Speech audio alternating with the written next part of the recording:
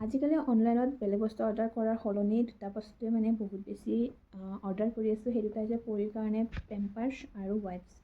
আৰু যিহেতু বৰ্তমান সেই দুটা বেছি ইম্পৰ্টেণ্ট হৈ আছে আৰু আজিও এটা পাৰ্চেল আহিছে। এটা মানে এইটোত আছে পেম্পাৰ্ছ, আৰু যিহেতু পেম্পাৰ্ছ অৰ্ডাৰ কৰি আছোঁ বেছি দিন নাযায়ে, আৰু ইমান ডাঙৰো অৰ্ডাৰ নকৰোঁ বা ইমান সৰু অৰ্ডাৰ নকৰোঁ, মিডিয়াম চাইজটো অৰ্ডাৰ কৰি আছোঁ।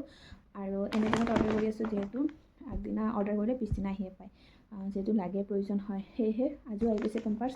আৰু এতিয়ালৈকে কিমান পেম্পাৰ্ছ অৰ্ডাৰ দিছোঁ সেইটো বাৰু হিচাপ নাই।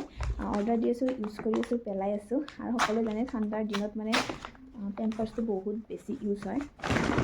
গতিকে এয়াই আৰু বেলেগ বস্তু লোৱাৰ কথা হোৱা নাই, পেম্পাৰ্ছ অৰ্ডাৰ কৰি আছোঁ।